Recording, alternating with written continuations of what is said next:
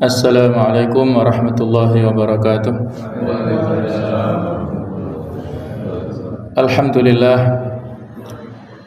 Alhamdulillahilladzi hadana li hadza wa ma kunna linahtadiya laula an hadana Allah. Asyhadu an la ilaha illallah wahdahu la syarika lah. Wa asyhadu anna Muhammadan abduhu wa rasuluh la nabiyya ba'dah. Allahumma salli wa sallim ala sayyidina wa habibina wa maulana Muhammad wa ala alihi wa ashabihi wa ansarihi wa junudihi wa man sara ala nahjihi wa da'a bi da'watihi ila yaumil qiyamah.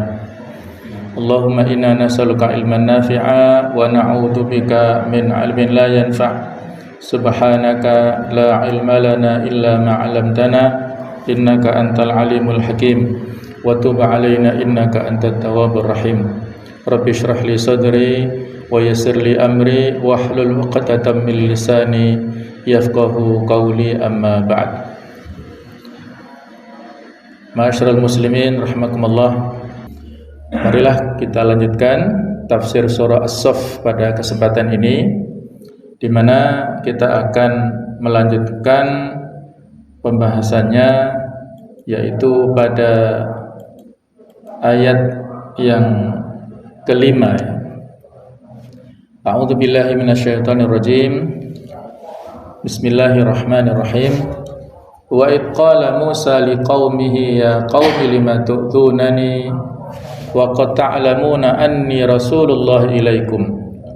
Falamma zaghu azaghallahu qulubahum wallahu la yahdil qaumal fasiqin.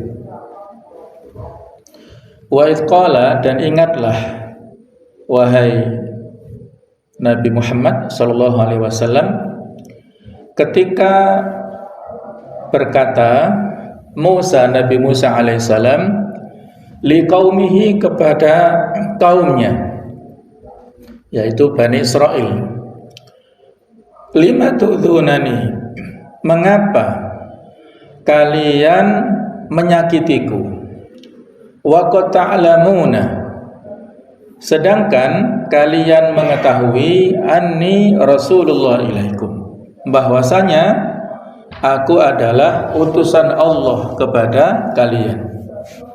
Falamma zaghu, maka tatkala mereka berpaling dari kebenaran, azaghallahu qulubahum, maka Allah memalingkan hati mereka. Wallahu la yahdil qaumal fasiqin, dan Allah tidak memberi petunjuk kepada kaum yang fasik. Nah, teman sekalian, inilah ayat yang mengingatkan kepada Rasul kita dan juga kepada kita semuanya, bagaimana kondisi umat terdahulu. Khususnya adalah di sini cerita tentang Nabi Musa yang berdakwah kepada kaumnya, yaitu Bani Israel, dan kisah ini sangat banyak di dalam ayat-ayat Al-Quran. Pada saat itu Bani Israel banyak sekali menentang segala aturan atau perintah risalah yang disampaikan oleh Nabi Musa, sering menyakiti Nabi Musa alaihissalam. Nanti akan kita sebutkan sedikit di antara sekian banyak perilaku Bani Israel yang menyakiti kepada nabinya, yaitu kepada Nabi Musa ini.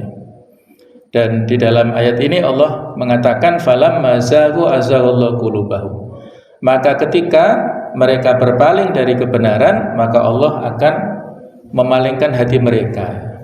Jadi sebenarnya pilihan, ya, apakah manusia ingin mendapatkan petunjuk ataukah menolak petunjuk, itu di antara faktor utama atau yang mempengaruhinya adalah pilihan manusia itu sendiri. Masing-masing sudah ada takdirnya, ya, dan kita tidak mengetahui takdir kita sendiri-sendiri, sudah ada ketentuannya. Tetapi sebagai manusia kita punya pilihan, ya.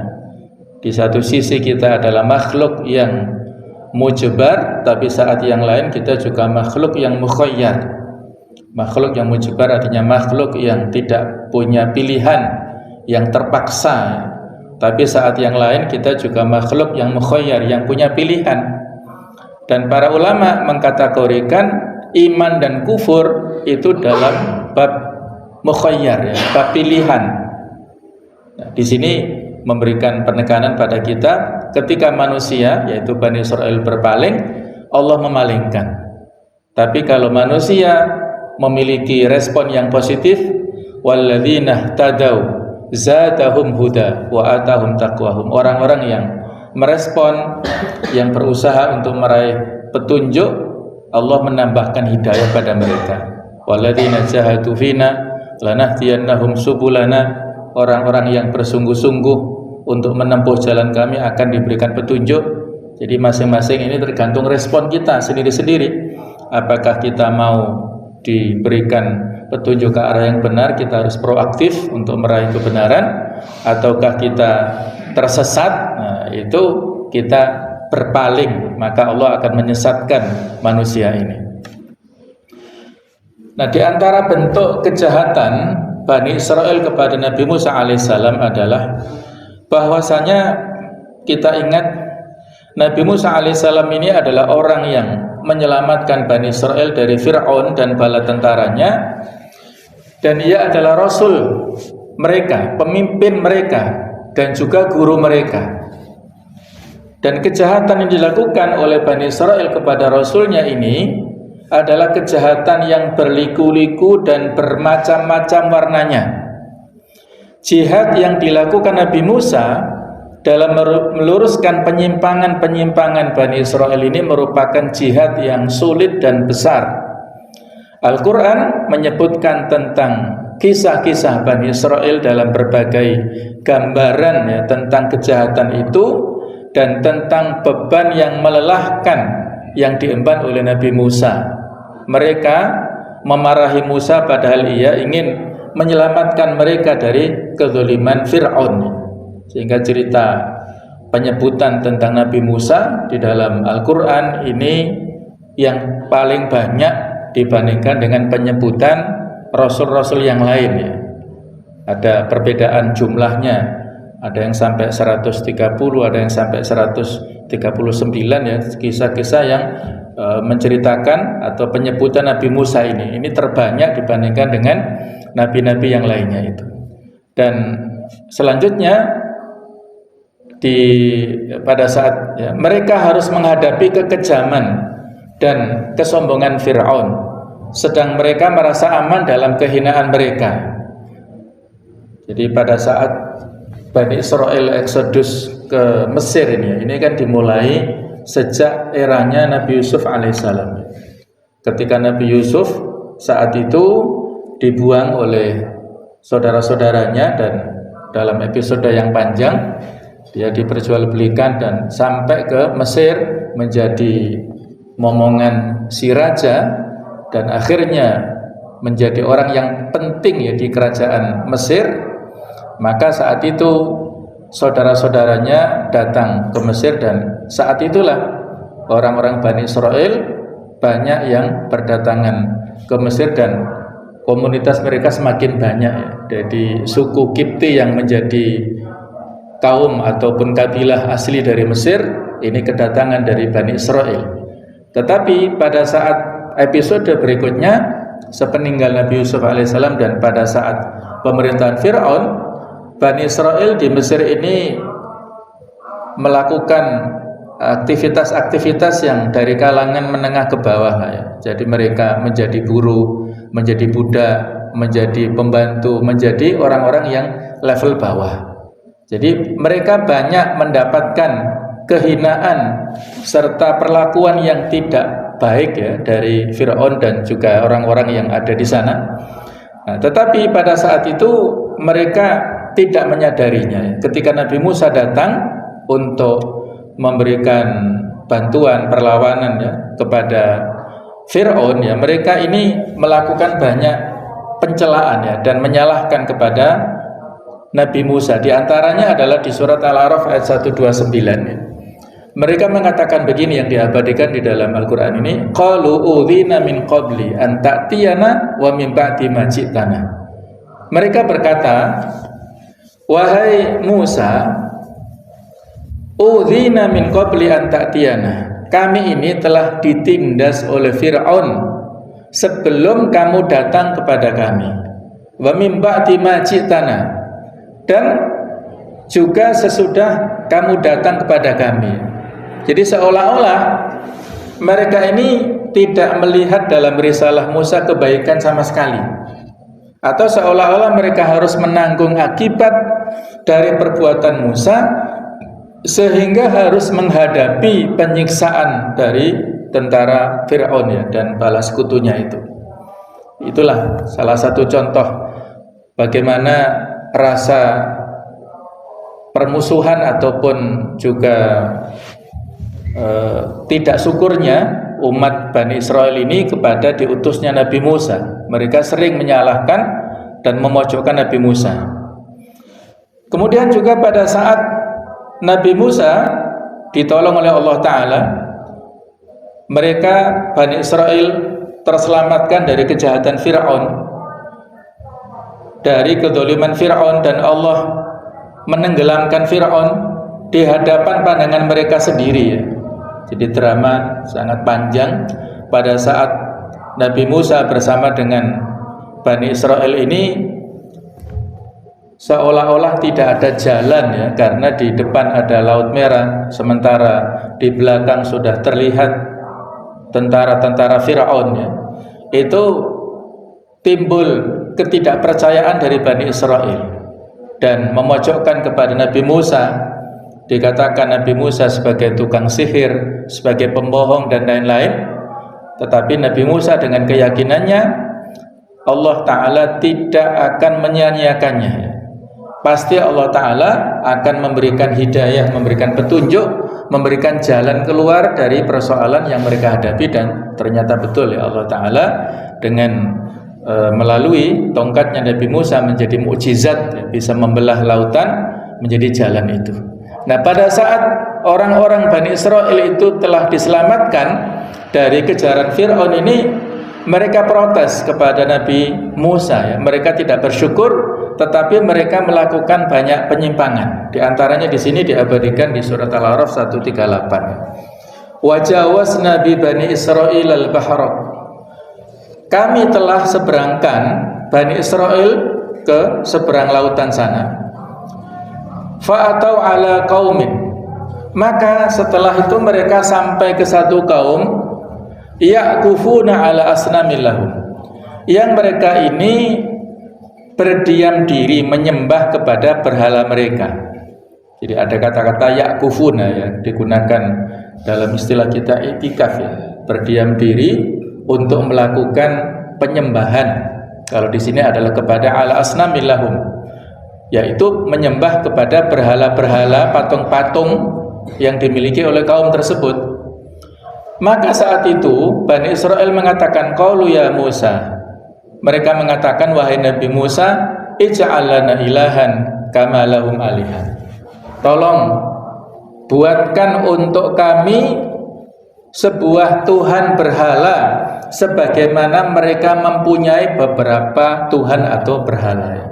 Ini salah satu contoh penyimpangan kesyirikan yang dilakukan oleh orang-orang Bani Israel ini. Jadi mereka yang sudah diselamatkan dan melihat langsung kasat mata bagaimana mukjizat keagungan yang telah diberikan oleh Allah Ta'ala kepada Nabi Musa dan dinikmati oleh orang-orang Bani Israel, mereka terselamatkan. Lautan yang begitu dalamnya, begitu luasnya menjadi jalan yang digunakan oleh mereka untuk menyelamatkan diri dari tentara Fir'aun, dan Allah setelah itu menenggelamkan Fir'aun dan bala tentaranya, bukan membuat mereka terbuka hatinya, bukan membuat mereka semakin beriman kepada Allah Zat yang menyelamatkan mereka, tapi justru memiliki ketertarikan ya, ketika melihat kaum yang seolah-olah ya mereka begitu asyiknya, khusyuknya beribadah atau menyembah pada berhala-berhala itu, mereka iri ya. Ij'al lana ilahan kama lahum aliha. Jadikan untuk kami Tuhan sebagaimana mereka punya Tuhan-Tuhan ya. Potongan dari ayat ini pernah disitir oleh Rasulullah SAW pada saat pulang ya, Nabi Muhammad pulang dari peperangan. Kemudian para sahabat saat itu melihat komunitas kaum yang memiliki pohon ya, pohon yang dijadikan sebagai tempat disematkannya, digantungkannya senjata-senjata yang disebut dalam istilah hadis itu adalah Zatul Anwat. Nah, para sahabat saat itu tertarik meminta kepada Rasulullah SAW, Rasulullah, mohon buatkanlah untuk kami Zatul Anwat sebagaimana orang-orang itu memiliki Zatul Anwat, tempat menggantungkan senjata-senjata di sebuah pohon. Maka Nabi Muhammad menyitir ayat ini ya, wahai para sahabatku, sesungguhnya apa yang kalian katakan itu mirip, ada kesamaan dengan yang dikatakan oleh Bani Israel kepada Nabi Musa, ij'al lana ilahan kama lahum alihah, buatkan untuk kami Tuhan sebagaimana mereka punya Tuhan-Tuhan. Nah, di mana sisi kemiripannya? Pohon dibuat untuk cantolan senjata, di mana sisi kesyirikannya ya, yang ada unsur pembuatan tandingan selain Allah. Jadi Nabi sallallahu alaihi wasallam khawatir, jangan-jangan kalau permintaan sahabat ini diikuti, maka nanti ada kekhawatiran dari Rasulullah, tawakalnya sahabat bukan kepada Allah tetapi kepada pohon ini. Ketika senjatanya digantungkan ke pohon, kemudian dipakai perang, terus akhirnya menang. Nah, itu khawatirnya ya. Khawatirnya kemenangan tidak dinisbatkan kepada Allah Ta'ala, tetapi kepada pohon ini. Nah, itulah. Itu ya, kejelian Nabi Muhammad, celah-celah kesyirikan itu sudah ditutup sedini mungkin. Yang ini kalau dalam sejarah berikutnya ataupun pada umat-umat yang sebelumnya itu terjadi pada umatnya Nabi Syu'aib. Nabi Syu'aib ini berdakwah di kaum Madian ya, dan mereka ini melakukan banyak penyimpangan, paling tidak dua hal dalam bab ekonomi dan dalam bab akidah. Dalam bab ekonomi sudah masyhur, mereka sering mengurangi timbangan ya, mereka curang dalam bab timbangan. Tapi dalam bab akidah, kaumnya Nabi Syu'aib ini memiliki keyakinan saat itu ada pohon, yang pohon besar yang disebut Al-Aikah, pohon besar, yang mana pohon ini diyakini oleh umatnya Nabi Syu'aib memberikan keberuntungan. Jadi dengan pohon besar inilah dikeramatkan sehingga pertaniannya lancar, perdagangannya lancar, bisnisnya lancar. Mereka kaum Nabi Syu'aib menjadi makmur akibat keberadaan pohon besar ini, sehingga diagung-agungkan, dikeramatkan, disembah-sembah, intinya begitu ya. Nah, sehingga mereka disebut dengan kaum Ashabul Aikah. Jadi kaum yang menyembah kepada pohon Aikah ini. Apa disediakan merek tertentu ya? Jadi supaya dirubah saja kalau ada merek tertentu ya. Ya, jadi kalau itu terjadinya ya. Jadi kesyirikan ini tidak langsung seketika, tapi bertahap, setahap demi setahap yang mereka nggak paham. Nah, Nabi SAW kembali ke cerita sahabat tadi, khawatir jangan-jangan kalau diikuti permintaan dari para sahabat ini, sehabis perang mereka menyantolkan senjata, ada pedang, tombak, panah dan sebagainya di satu tempat, di satu pohon, kemudian mereka perang dan mendapatkan kemenangan. Dicandorkan lagi, akhirnya menjadi keramat karena dampak daripada pohon ini mereka mendapatkan kemenangan, bukan kepada Allah Ta'ala. Nah, kurang lebih seperti itulah ya yang terjadi ya. Ada kias analog antara sejarah, peristiwa dan seterusnya yang selalu terulang dan terulang, walaupun pelaku dan tempatnya berbeda-beda ya, tapi kita diharuskan untuk mengambil pelajaran dari yang dilakukan oleh para umat terdahulu dan juga atas petunjuk Nabi Muhammad SAW. Ij'alana ilahan kama lahum alaih. Ini penyimpangan dari Bani Israel. Nah, ketika Nabi Musa berangkat untuk bermunajat kepada Tuhannya dalam waktu yang telah ditentukan, awalnya 30 kemudian ditambah menjadi 10, totalnya 40 hari. Nabi Musa ya dipanggil pada saat itu di Bukit Tursina ya, di atas gunung untuk menerima luh-luh, kepingan-kepingan batu atau kayu yang bertuliskan isi Taurat. Maka mereka pun sempat disesatkan oleh Samiri. Diabadikan di surat Toha ayat 88. Fa akhraja lahum ijlan jasadan lahu khuwar. Faqalu hadza ilahukum wa ilahu Musa fanasi. Kemudian Samiri mengeluarkan untuk mereka dari lubang itu anak lembu yang bertubuh dan bersuara. Maka mereka berkata, inilah Tuhanmu dan Tuhan Musa, tetapi Musa telah lupa. Jadi Samiri ini juga pengikutnya Nabi Musa ya. Pada saat itu dia punya celah ketika Nabi Musa pergi untuk menerima risalah kitab Taurat yang dijadikan atau yang menjadi wakilnya Nabi Musa untuk memimpin Bani Israel adalah Nabi Harun ya. Dan Nabi Harun saat itu berbeda karakternya dengan Nabi Musa. Nabi Musa punya ketegasan, sementara Nabi Harun ini agak lunak kepemimpinannya. Maka dijadikan celah oleh Samiri ya. Saat itu ada permintaan dari orang-orang Bani Israel, sama tadi ya, permintaan patung untuk disembah. Kemudian di satu sisi ada kaum yang tidak setuju ya. Maka muncullah Samiri yang seolah-olah menjadi pahlawan untuk Bani Israel. Samiri ini punya ilham. Pada saat itu Samiri melihat ya, bahwasanya tanah ataupun bebatuan yang dilewati oleh malaikat Jibril itu bisa bergerak dan bisa bersuara. Itu dilihat oleh Samiri. Maka itulah yang ditangkap peluang oleh Samiri, bahwasanya bahan-bahan baku yang dilewati oleh malaikat Jibril itu diambil, kemudian dikemas dan direkayasa menjadi patung ya, patung lembu atau anak sapi itu. Dan akhirnya pada saat itu seolah-olah bisa bersuara ketika dilewati angin ya, itu bersuara begitu ya. Dan ini menjadikan orang-orang Bani Israel terpesona. Mereka terinspirasi dari kebiasaan yang dilakukan di Mesir ya. Jadi rupanya orang-orang Bani Israel ini belum bisa move on lah, belum bisa berubah. Tradisi walaupun mereka di Mesir itu terzalimi, mereka menjadi komunitas masyarakat kelas bawah, tetapi mereka tidak bisa move on, tidak bisa berpaling dari masa lalunya itu. Ketika mereka melihat Nabi Musa pergi dan meninggalkan kaumnya dan Nabi Harun lemah kepemimpinannya, mereka juga minta-minta seperti itu, minta dibuatkan patung, dan akhirnya Samiri memenuhi.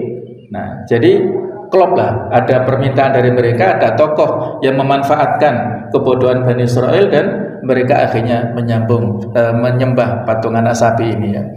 Jadi itulah, dan pada akhirnya Nabi Musa datang sambil memarahi Nabi Harun, kenapa engkau tidak menghalangi orang-orang ya?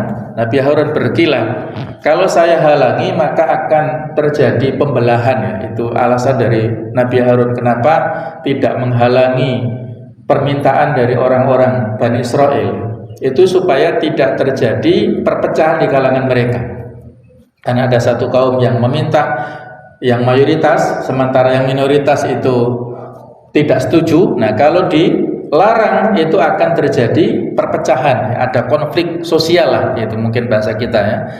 Jadi yang dipilih oleh Harun adalah untuk penyelamatan kaum secara umum, sehingga dibiarkan sampai ditunggu daftarnya Nabi Musa. Dan Nabi Musa akhirnya dengan ketegasannya menghukum Samiri mengasingkan Samiri dan akhirnya Samiri meninggal dalam keadaan yang su'ul khotimah. Jadi itu diantara kisah bagaimana penyimpangan Bani Israel yang ingin melakukan penyembahan-penyembahan sebagaimana yang dilakukan oleh masyarakat Mesir ketika mereka lihat dulu ya. Nah, demikian pula ketika mereka disesatkan oleh Allah Ta'ala. Jadi karena penyimpangan-penyimpangan yang dilakukan oleh Bani Israel, akhirnya Allah Ta'ala menyesatkan orang-orang Bani Israel ini di kawasan lembah yang disebut Lembah Tih. Itu ya mereka berjalan-jalan mondar-mandir, mutar-mutar di situ, ke arah barat, ke arah timur, ke arah selatan, terus ya mereka muter-muter di situ, tidak mencapai perpindahan ya. Jadi mereka muter-muter di kawasan tersebut bukan 1-2 hari, bukan 1-2 bulan, tapi mereka berputar-putar itu selama 40 tahun. Coba bisa kita bayangkan ya, berputar-putar tidak kunjung melewati ya, tidak sampai-sampai. Mereka itu dihukum oleh Allah Ta'ala selama 40 tahun. Mereka merasakan ya kebingungan yang luar biasa. Tetapi Allah Ta'ala masih memberikan belas kasihan kepada mereka. Yaitu apa? Dengan diturunkannya makanan siap saji, yaitu yang bernama manna dan salwa. Nah, ini makanan spesial sebenarnya ya. Manna itu adalah sejenis madu yang sangat manis. Salwa itu adalah sejenis ya burung puyuh. Jadi setiap pagi dan petang mereka nggak perlu kerja. Mereka santai-santai di depan rumahnya. Pagi-pagi itu sudah ada sarapannya, sudah ada manna salwa siap saji ya. Nah, mungkin seperti di hotel bintang 5 lah ya. Ya, makanan yang sangat enak. Sore-sore sudah tersaji ya, makanan manna dan salwa. Setiap hari begitu ya.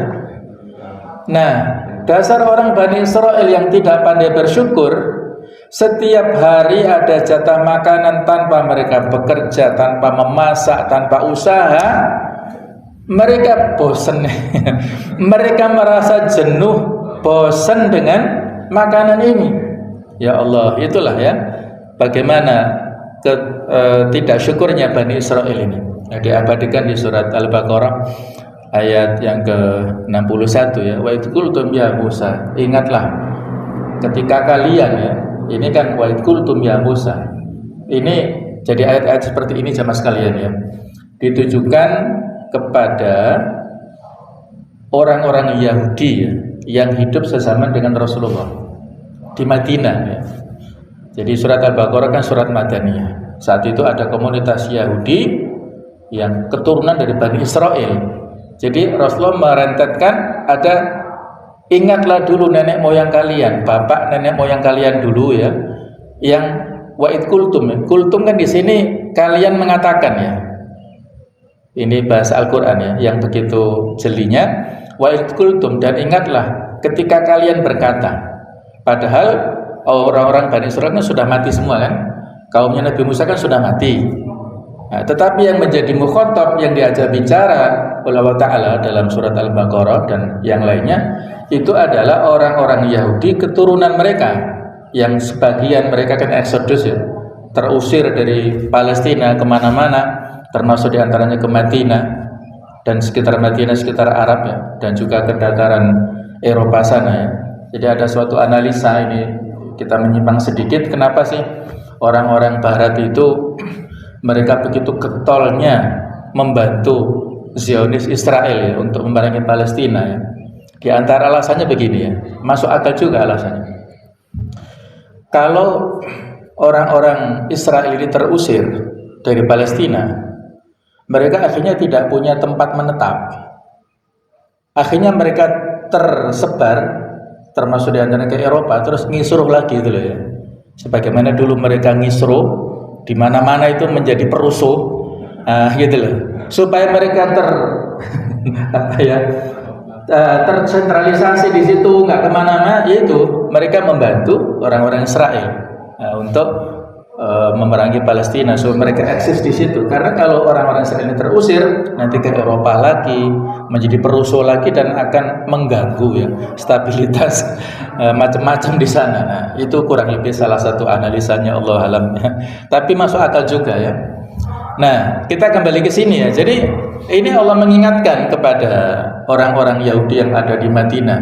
Wa id qultum ya. Ketika kalian berkata, kalian maksudnya kakek-kakek kalian dulu, Bani Israel mengatakan, ya Musa, wahai Nabi Musa, lan nasbiru ala ta'am, kami tidak bisa bersabar ya. Ini bahasanya juga detail ya. Dalam ilmu nahwu itu perbedaan antara lam dan lan. Jadi Allah tidak mengatakan lam nasbir, kami belum bisa atau tidak bersabar ya.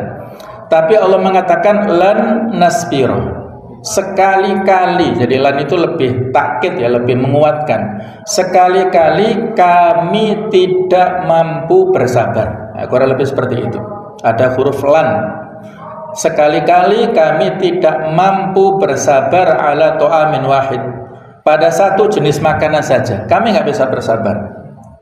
Ya, tadi ya, mana wasalah kan dua ya, minuman dan makanan. Tapi karena disajikan satu paket, satu menu, ini paket ya, bukan paket hemat ini, tapi paket mewah. Nah, tapi mereka mengatakan satu jenis makanan. Ini juga sebuah redaksi yang mengatakan atau memberikan kesan mereka nggak bersyukur sama sekali. Dua jenis makanan tapi dikatakan to'amin wahid, satu jenis makanan, karena satu kali santap, satu kali porsi itu ya. Fad'u lana rabbaka, maka berdoalah untuk kami. Coba kita lihat ya bagaimana begitu detailnya redaksi Al-Quran ya. Fad'u lana rabbaka, maka berdoalah untuk kami kepada Tuhanmu. Rabbaka itu Tuhanmu. Jadi Tuhan wahai Musa, bukan Tuhan kami itu loh. Paham ya? Bukan fad'u lana rabbana ya. Bukan, mereka tidak mengatakan berdoalah untuk kami kepada Tuhan kami wahai Nabi Musa, Allah. Tapi fad'u lana rabbaka, berdoalah kepada Tuhanmu. Seolah-olah ini mereka tidak mengakui Allah sebagai Rabbnya, sebagai Tuhannya orang Bani Israel itu. Bisa difahami ya? Inilah Masya Allah ya, luar biasa redaksi Al-Quran ini. Kekafiran dan ketidaksyukuran ya. Kafir ada dua jenis, ada kafir i'tiqadi, ada kafir dari sisi kufur nikmat juga ya. Dua-duanya ini mereka lakukan, orang Bani Israel ini. Kufur dari sisi akidah dalam redaksi seperti ini, dari kufur dari sisi nikmat. Mereka yang tidak pandai bersyukur seperti ini. Fad'u lana rabbaka, coba kamu minta kepada Tuhanmu wahai Nabi Musa, supaya apa? Yukhrij lana, menumbuhkan, mengeluarkan untuk kami mimma tumbitul ardu, dari apa yang ditumbuhkan oleh bumi, berupa apa? Mimbakliha, berupa sayuran-sayurannya, wa qithaiha, dan ketimunnya, wa fumiha, dan juga bawang putihnya, wa adasiha, dan juga kacang adasnya, wa basoliha, dan bawang merahnya. Coba kita perhatikan ya. Ini permintaan-permintaan dari Bani Israel. Mereka yang dikatakan dalam kelanjutan ayat ini kan, qala atastabdiluna alladhi huwa adna billadhi huwa khair, wahai Bani Israel, apakah kalian ingin menukar sesuatu yang remeh-temeh ya? Ini kan yang makanan-makanan yang sangat sederhana ya. Kita tidak mengecilkan tentang hasil bumi ya. Tetapi makanan-makanan ini karena menjadi konsumsi sehari-hari dulu mereka di Mesir. Jadi sekali lagi tadi saya katakan mereka nggak bisa move on. Mereka tidak bisa melupakan masa lalu yang terjadi di Mesir saat dulu mereka alami, termasuk soal selera makanan ya. Jadi ibaratnya mereka sudah menjadi orang yang dimakmurkan oleh Allah Ta'ala dengan mendapatkan manna wa salwa setiap harinya, tetapi mereka terus ingin bernostalgia walaupun dalam bab makanan ini. Mereka ingin sayur mayur, ingin ketimun, ingin bawang putih, ingin kacang atas, bawang merah ya. Atas tabduluna alladhi huwa adna billadhi huwa khair. Ya, mereka dikritik Nabi Musa, diingatkan, apakah kalian ingin menukar sesuatu yang remeh-temeh yang biasa dengan sesuatu yang baik? Nah, dan seterusnya ya. Jadi mereka inilah Bang tadi sudah dihukum ya 40 tahun, tapi masya Allah memberikan naungan awan, kemudian juga memberikan makanan, menjamin kepada mereka, dan bahkan juga memberikan minuman ya sesuai dengan jumlah mereka 12 mata air itu Allah masih memberikan ya kasih sayangnya kepada Bani Israel. Nah kemudian lagi ya, kasus yang sangat fenomenal yang dijadikan nama di surat Al-Baqarah itu ya, kasus tentang penyembelihan sapi betina ini. Mereka disuruh untuk menyembelih sapi betina, tapi mereka masih saja terus mempermainkannya serta mencari-cari cirinya dan tandanya. Mereka beradab sangat buruk kepada Nabi Musa. Barangkali sudah kita pahami ya tentang kasus penyembelihan sapi betina ini. Jadi ringkasnya, pada satu pagi itu ada mayat yang terbunuh di depan salah satu rumah Bani Israel. Kemudian si tuan rumah saat membuka pintu pagi-pagi kaget, kok ternyata ada mayat di depan rumah saya. Dia merasa nggak bersalah. Nah, para tetangganya datang. Mereka berbeda pendapat. Satu kelompok menuduh pembunuhnya adalah si tuan rumah, satu kelompok lain menuduh bukan. Nah, ini menjadi terbelah lagi ya, terjadi konflik lagi. Mereka saling membela tuan rumah, yang satu saling menuduh. Jadi mereka susah untuk membuat keputusan ataupun solusi dari masalah ini. Maka untuk menyelesaikan persoalan itu ya, tertanya kepada Nabi Musa. Wa idh qala Musa liqaumihi ya. Maka ketika Nabi Musa memberikan solusi kepada kaumnya, innallaha ya'murukum an tadbahu baqarah. Allah memerintahkan pada kalian untuk menyembelih sapi betina. Maka mereka saat itu heran, qalu atattakhiduna huzwa, wahai Nabi Musa, apakah kamu menjadikan olok-olok kepada kami ya? Oh, ini kasus pembunuhan, kasus kriminal, kok disuruh menyembelih sapi, ini apa hubungannya gitu? Ini barangkali karena terlalu cerdas ya.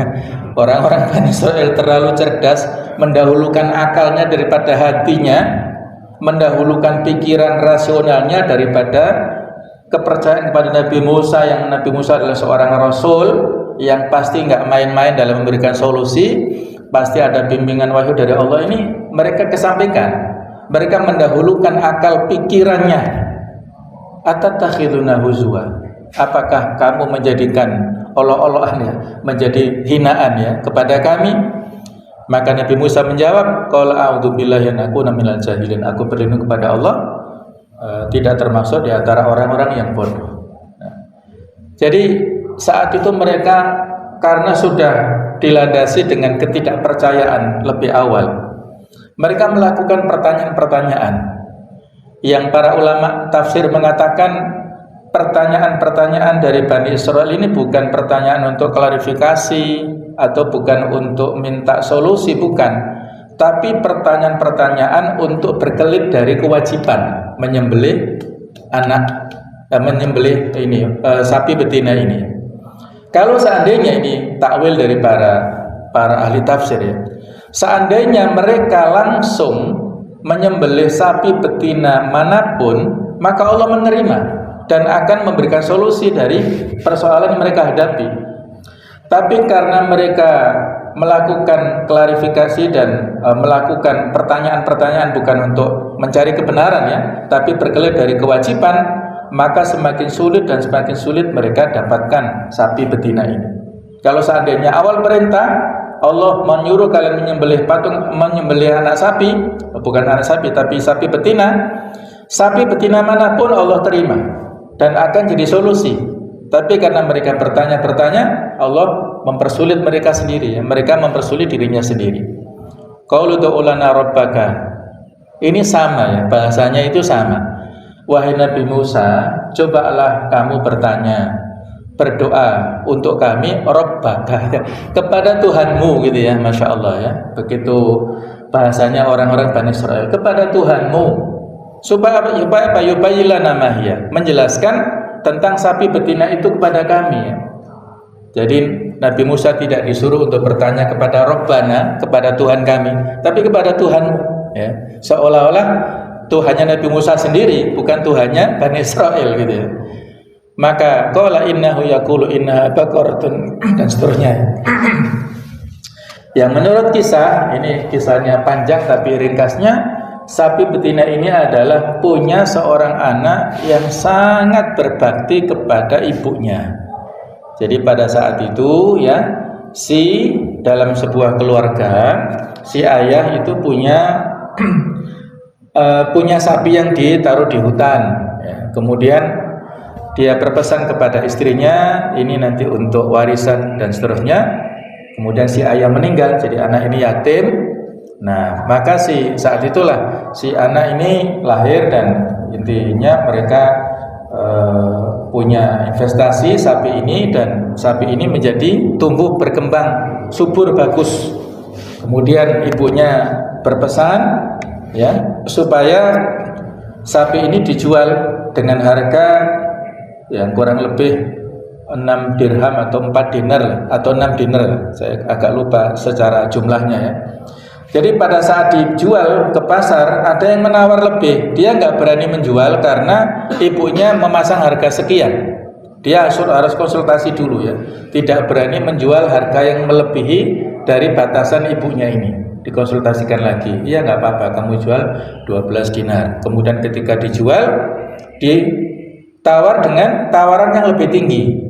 Dia nggak mau untuk menjual, dikonsultasikan lagi, dan akhirnya dijual dengan harga sekian. Terus dia tahan dan dia mendapat informasi, kamu tahan sampai nanti kamu berjumpa dengan satu kaum yang harga dari sapi ini adalah bisa dihargai dengan emas. Nanti ditimbang sapi ini berapa, maka akan dibayar dengan emas. Nah, jadi rupanya yang menawar-nawar tadi adalah malaikat yang disuruh Allah Ta'ala untuk memberikan ujian kepada anak ini, apakah dia mengikuti perintah ibunya ataukah tidak. Nah, rupanya dia konsekuen, dia ikuti perintah-perintah ibunya ini dan tidak berani melanggar. Nah, saat itulah akhirnya Allah Ta'ala memberikan fadilah karunia kepada anak ini dengan dipertemukan dengan Bani Israel yang kesulitan mencari sapi tadi, dan ketemu sapi ini dihargai dengan mahal, ditimbang dan dihargai emas. Dia mendapatkan, si anak ini mendapatkan harga yang sangat banyak, seharga emas. Dan sapinya ini disembelih oleh orang-orang Bani Israel. Ketika disembelih sapi ini, maka dipukulkan ekornya kepada tubuh si sapi ini, dan akhirnya kepada mayat, maksudnya kepada mayat yang tadi meninggal, dan mayatnya bisa bicara bahwasanya pembunuh dia itu adalah masih termasuk keponakannya sendiri yang rakus minta warisan kepadanya. Jadi rupanya seorang yang meninggal ini dia mandul ya, tidak punya anak.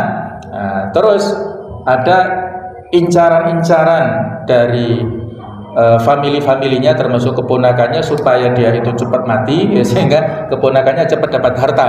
Nah, seperti itulah. Jadi rupanya yang membunuh adalah keponakannya sendiri karena rakus untuk mendapatkan warisan. Nah, setelah ngomong seperti itu, mayatnya meninggal lagi. Jadi hanya sebentar saja. Nah, itulah sehingga orang-orang Bani Israel menjadi selesai persoalannya. Nah, ini sama sekalian kisah yang menjadi latar belakang penamaan daripada surat Al-Baqarah. Insyaallah sudah sama-sama kita ketahui ya. Kita hanya ingin mengulang betapa orang-orang Bani Israel ini tidak memiliki qanaah sama sekali ya. Tidak memiliki sifat nerimo ya kepada segala rezeki yang mereka dapatkan, kepada keputusan, kepada hukum yang telah disampaikan Nabi Musa, kepada solusi-solusi yang ditawarkan Nabi Musa. Mereka bertanya-tanya dengan pertanyaan yang tidak ada manfaatnya. Nah, begitu pula pada saat Nabi Musa alaihissalam memerintahkan kepada mereka untuk masuk ke sebuah kaum atau sebuah kampung, ya, maka mereka pun memberikan penolakan. Inna fiha qauman jabbarin, sesungguhnya di dalamnya ini ada kaum jabbarin, kaum yang sangat kuat, gagah perkasa. Wa inna lan nadkhulaha hatta yakhruju minha, kami enggak akan memasukinya sebelum mereka keluar. Fa in yakhruju minha fa inna dakhilun, kalau mereka keluar kami masuk. Jadi itulah, ya, mereka pada saat diperintahkan untuk memasuki komunitas kaum ini, mereka enggak mampu, ya, mereka enggak mau, ya, mereka enggak mau mengikuti perintahnya Nabi Musa ini. Allah alam, ini apakah termasuk dalam kisah yang lainnya, yang mereka itu dalam kisah yang kaitannya dengan Bal'am bin Ba'ura di surat Al-A'raf, ya, itu mungkin ada keterkaitan, ya, dengan kisah ini. Nabi Musa mengutus kepada kaum Bani Israel ini supaya memerangi kaum Jababirah, yaitu orang-orang yang melakukan banyak kezaliman, dengan diutusnya Bal'am bin Ba'ura sebagai duta, ya, sebagai dai untuk berdakwah di kaum Jababirah ini. Nah, rupanya orang-orang kaum Jababirah ini yang banyak melakukan kezaliman itu tahu celahnya, ya. Bal'am bin Ba'ura ini seorang tokoh yang memiliki karomah, keistimewaan. Jadi doanya tembus ke langit dan mustajab lah, gitu, ya. Jadi akhirnya mereka melakukan lobby-lobby kepada Bal'am. Wahai Bal'am, tolong doakan untuk kami supaya orang-orang Bani Israel, khususnya Nabi Musa yang akan menyerang kami itu mendapatkan kehancuran. Ya, otomatis Bal'am sebagai dutanya Nabi Musa kan nggak mau awalnya, ya. Tapi orang-orang Bani ini kaum Jababirah nggak putus asa. Kalau Bal'am itu tidak mau, ya, dan bersikukuh dengan pendapatnya, akhirnya masuk dari istrinya. Jadi rupanya ini suami istri diutus untuk menjadi dai, tapi itu tadi mereka mendapatkan tantangan, mendapatkan rayuan dari orang-orang setempat, ya, lewat istrinya. Istrinya dirayu dengan emas, ya, dengan harta yang banyak. Tolong sampaikan kepada suaminya begini begitu. Nah, akhirnya istrinya luluh, ya. Nah, ini salah satu kendala, ya, dalam berdakwah. Si suaminya kokoh keimanannya, bisa jadi lewat istrinya ataupun lewat keluarganya pintu celah untuk melakukan penyimpangan-penyimpangan tadi. Akhirnya istrinya memberikan rayuan kepada suaminya dan akhirnya mau untuk mengikuti apa yang diinginkan oleh kaum Jababirah ini. Yaitu dengan apa?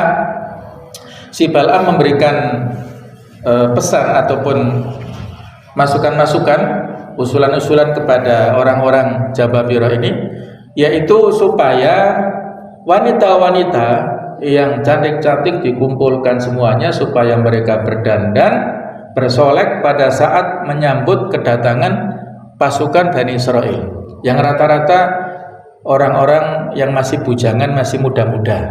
Jadi para pemuda yang masih bujangan itulah yang mendominasi pasukannya Nabi Musa. Sehingga ketika pasukan Nabi Musa datang, disambut dengan wanita-wanita dari kaum Jababirah yang sudah berdandan, bersolek dengan begitu cantiknya. Wah, ternyata yaitu para pemuda ini akhirnya terpesona dengan segala kecantikan dan kemolekan para wanita itu. Dirayu-rayu, ya. Jadi saat itu kisahnya terjadi perzinahan massal di sebuah lapangan, ya, Masya Allah, ya. Jadi akhirnya setelah itu Allah memberikan penyakit, ya, penyakit ataupun rasa sakit kepada Bani Israel ini. Sakit semua setelah itu. Kebingungan Nabi Musa, ada apa ini, ya Allah, minta petunjuk. Allah memberikan jawaban, ini adalah ular Bal'am bin Ba'ura, dia berdoa begini begitu sehingga, ya, terjadilah apa yang terjadi. Maka Nabi Musa meminta, ya Allah, sebagaimana engkau kabulkan doanya Bal'am, maka saya juga berdoa padamu, ya Allah, supaya kaum saya ini bisa sehat, bisa sembuh, dan bisa kembali lurus. Nah, maka Allah mengabulkan doa Nabi Musa. Dan bukan hanya itu, Nabi Musa juga berdoa sebagaimana Engkau telah kabulkan doanya Bal'am, maka saya juga mohon berdoa padamu ya Allah, cabutlah karomah-karomah yang telah Engkau berikan kepada Bal'am. Maka dicabut karomah Bal'am, sudah tidak mustajab lagi doanya, dan hidayah dicabut dari Bal'am, dan akhirnya pada saatnya Bal'am bin Ba'ura ini meninggal dalam keadaan murtad, dan dia su'ul khotimah, berada dalam akhir kehidupan yang buruk. Nah, jadi itu contoh ya, bahasanya hidayah itu adalah sesuatu yang sangat mahal, yang harus dijaga ya. Kalau tidak dipelihara maka akan bisa lepas ya. Contohnya seperti Bal'am bin Ba'ura ini bisa kita baca di surat Al-A'raf yang banyak hikmahnya ya. Nah, jadi mungkin ada keterkaitan dengan Jabbarin di sini ya, yaitu kaum yang memiliki kekuatan dan orang-orang Bani Israel tidak akan memasukinya ya. Dan mereka pun juga minta hari libur yang disucikan. Namun ketika hari Sabtu ditetapkan sebagai hari suci itu, mereka malah melanggarnya. Dan di depan tanah suci yang diberitakan sebagai kabar gembira bagi mereka, dengan memasukinya mereka malah berhenti di depannya dengan menghina ya. Jadi mereka memalingkan pipinya dari Nabi Musa. Jadi mereka dibuat hari Sabtu sebagai hari raya, tetapi Allah Ta'ala memberikan ujian ya, di mana mereka tidak boleh mengail ikan pada hari Sabtu. Justru pada hari itu ikan di lautan banyak sekali. Mereka diuji kesabarannya. Pada hari Jumat, hari Ahadnya nggak ada. Yang ada pada hari Sabtunya. Awalnya mereka terpaksa untuk ya mengikuti pesannya Nabi Musa, tapi mereka nggak bisa bersabar ya. Mereka melakukan hila. Hila itu adalah tipu daya. Jadi mereka pada hari Jumatnya memasang kail atau memasang semacam jaring lah ya, atau seser ya, dengan jumlah banyak, dibiarkan dimasukinya pada hari Jumat, sehingga pada hari Sabtu ikan-ikan kan masuk ke jaringnya itu. Nah, terus mereka mengambilnya pada hari Minggunya. Nah, itu hilahnya, apa itu rekayasa ya, ataupun tipu daya. Jadi mereka seolah-olah nggak melanggar mengambil ikan pada hari Sabtu, ngambilnya kan hari Minggu. Nah, tapi sudah dipasang hari Senin, maksudnya hari Jumatnya ya. Itu terus menerus. Nabi Musa sudah melarang ya. Terus ada kaum yang memberikan larangan yang diabadikan juga di dalam Al-Quran ya. Tetapi ya mereka tidak mau berhenti daripada pelanggaran, sehingga Allah Ta'ala menghukum mereka ya menjadi kera ya, menjadi kera. Para ulama beda pendapat apakah secara fisik atau hatinya saja yang sudah berubah jadi kera, tapi para ulama jumhur mengatakan berubahnya secara fisik.